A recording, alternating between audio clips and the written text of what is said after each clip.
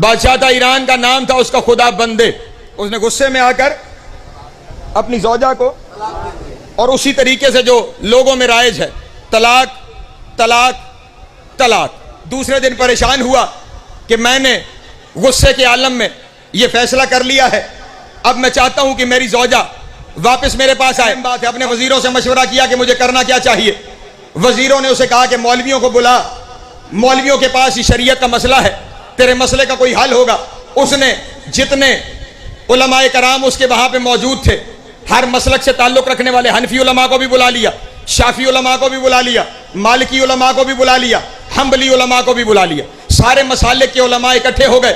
جب علماء سارے اکٹھے ہو گئے تو اس نے اپنا مسئلہ پیش کیا کہ میں نے کل ایک ہی نشست میں اپنی زوجہ کو 3 طلاقیں دے دی ہیں، اب کوئی طریقہ ہے کہ وہ زوجہ دوبارہ میرے گھر میں واپس آ جائے؟ تو تمام مولویوں نے کہا کہ بس ایک ہی طریقہ ہے، تو نے طلاق دے دی ہے، اب تیری بیوی کی کسی اور سے شادی ہوگی، پھر وہ اسے طلاق دے گا، پھر دوبارہ تو اسے نکاح کرے گا تو وہ تیری زوجیت میں آئے گی. بادشاہ نے غصے میں آ کے کہا، علماء کرام میں نے شریعت کا مسئلہ پوچھا ہے، بے غیرتی کا نہیں. وزیروں میں سے ایک عقل مند آدمی قریب آیا اور قریب آ کے کہنے لگا، بادشاہ سلامت، اگر جان کی امان پاؤں تو آپ کو ایک مشورہ دوں. اس نے کہا، بتا، مسئلے میں پھنسا ہوں، شاید تیرا مشورہ ہی کام آ جائے. اس نے کہا، تم نے 4 فقہ کے علماء کو بلا لیا ہے، دنیا میں ایک 5ویں فقہ بھی ہے جسے فقہ جعفری کہا جاتا ہے. اس نے کہا، ان کے علماء رہتے کہاں ہیں؟ وزیر نے فوراً کہا، ان کے علماء علی کے سائے میں نجف میں رہتے ہیں. وہ نجف اشرف سے چلے ایران میں، نقوی صاحب خدا بندے کے دربار کے اندر پہنچ گئے. علامہ ہلی دربار میں داخل ہوئے، جوتیاں اتاری، اتار کے وہاں رکھنے کے بجائے جہاں لوگ رکھتے تھے اپنی بغل میں دبائی. آگے آ کر بادشاہ کو سلام کیا، سلام کر کے اپنی کرسی پہ بیٹھ گئے. لیکن یہ کیا طریقہ ہے؟ ہم سب نے جوتے وہاں اتارے، یہ اپنے جوتے لے کر آپ کے تخت تک پہنچ گیا. علامہ ہلی سے اس نے کہا، کیوں جوتے اٹھا کے یہاں تخت تک لے آیا؟ علامہ ہلی نے بادشاہ کی جانب دیکھ کے کہا، جناب والا میں کیا کروں، مجھے پتا چلا ہے کہ یہاں پہ فلاں امام کے ماننے والے عالم بیٹھے ہوئے ہیں، اور میں نے اس امام کے بارے میں سنا ہے کہ اس نے مسجد نبوی میں مصطفیٰ کی جوتیاں چرائی تھی. اس نے چرائے تھے، اس کے ماننے والے بھی چراتے ہوں گے. فوراً اس امام کے جو ماننے والے بیٹھے ہوئے تھے نا، وہ فوراً کھڑے ہو گئے اور کہنے لگے، بادشاہ سلامت، علامہ ہلی جھوٹ بول رہا ہے، ہمارے امام نے جوتے نہیں چرائے. علامہ ہلی نے کہا، تیرے پاس دلیل کیا ہے کہ تیرے امام نے جوتے نہیں چرائے؟ اس نے کہا، میرا امام نبی کے دور میں ہوتا تو چراتا. علامہ ہلی نے کہا، اوہو، مجھ سے بھول ہو گئی، وہ دوسرے والے امام نے اٹھائے تھے.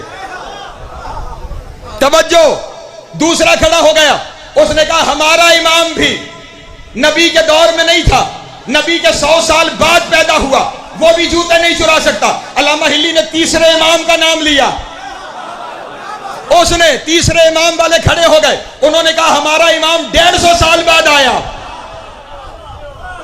وہ بھی جوتے نہیں چرا سکتا. کہا، اچھا وہ چوتھے والے نے چرائے ہوں گے.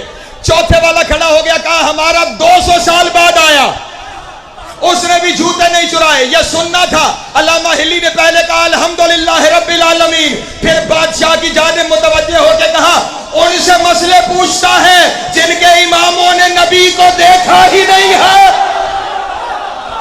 بسم اللہ الرحمن الرحیم. سامعین و ناظرین، آپ نے یہ کلپ ملاحظہ کیا، میں اس کا مختصراً جواب عرض کرتا ہوں.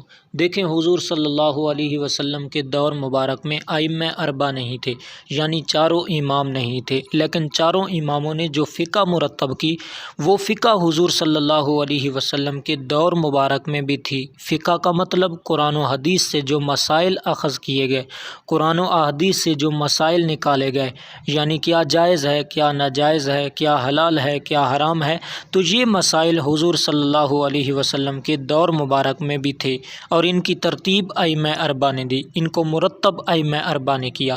اور جو منکرین حدیث کے موضوع ہونے پر، حدیث کے من گھڑت ہونے پر دلیل دیتے ہیں، وہی دلیل بعض جاہل ملا فقہ کے غلط ہونے پر بھی دیتے ہیں. منکرین حدیث یہ دلیل دیتے ہیں کہ اسلام تو بہت پہلے آ گیا تھا، یہ حدیث کی کتاب میں بعد میں لکھی گئی، تو اس لیے یہ حدیثیں من گھڑت ہیں. اور بعض جاہل ملا جو ہیں وہ فقہ کے غلط ہونے پر بھی یہی دلیل دیتے ہیں کہ ہم ائمہ اربعہ کو نہیں مانتے کیونکہ وہ حضور صلی اللہ علیہ وسلم کے دور مبارک میں نہیں تھے۔ تو حضور صلی اللہ علیہ وسلم کے دور مبارک میں ائمہ اربعہ نہیں تھے، لیکن یہ فقہ موجود تھی۔ تو یہ سب کی سب جاہلانہ باتیں ہیں۔ فقہ مرتب بعد میں ہوئی، لیکن مسائل وہی ہیں جو حضور صلی اللہ علیہ وسلم کے دور مبارک میں تھے، صحابہ کرام علیہم رضوان کے دور مبارک میں تھے، اور ائمہ اربعہ نے قرآن و حدیث کی روشنی سے یہ مسائل اخذ کیے ہیں۔ اور یہ بھی کہا جاتا ہے کہ فقہ جو ہے یہ بعد میں مرتب کیوں کی گئی، صحابہ کرام علیہم رضوان نے اس کو مرتب کیوں نہیں کیا؟ تو دیکھیں صحابہ کے دور میں اس کی ضرورت نہیں تھی، اور یاد رہے کہ جس وقت جس ٹائم جس کام کی جس چیز کی ضرورت ہو وہ اس وقت کام کیا جاتا ہے، تو ضرورت کے بغیر کام نہیں کیا جاتا۔ دیکھیں پہلے قرآن مجید مرتب نہیں تھا، دور عثمان غنی رضی اللہ تعالیٰ عنہ کے اندر حضرت عثمان غنی رضی اللہ تعالیٰ عنہ نے اس کی ترتیب دی مصحف کی اور اس کو مرتب کیا۔ آج میں ایک مثال دیتا ہوں کہ کوئی شخص اگر قرآن اٹھا کے پڑھے اور دوسرا شخص اس سے کہے کہ یہ قرآن مجید تو حضور صلی اللہ علیہ وسلم کے دور مبارک میں نہیں تھا، تو وہ بھی جاہل اور یہ فقہ کو نہ ماننے والا بھی جاہل، کیونکہ قرآن وہی ہے، مرتب بعد میں کیا گیا، اس کی ترتیب بعد میں دی گئی۔ فقہ بھی وہی ہے جو حضور صلی اللہ علیہ وسلم کے دور مبارک میں تھی، اور اس کو مرتب بعد میں کیا گیا، اس کی ترتیب بعد میں دی گئی۔ اور بعض یہ بھی کہا جاتا ہے کہ جب چاروں امام نہیں تھے تو اس وقت کس کی تقلید ہو رہی تھی؟ دیکھیں اس وقت شخصی تقلید جو ہے یہ اس کی حاجت نہیں تھی، وہ صحابہ کرام علیہم رضوان کا دور مبارک تھا، حضور صلی اللہ علیہ وسلم کا دور مبارک تھا، اور حضور صلی اللہ علیہ وسلم سے براہ راست صحابہ کرام علیہم رضوان علم سیکھتے تھے، اور صحابہ کرام علیہم رضوان سے براہ راست لوگ علم سیکھتے تھے۔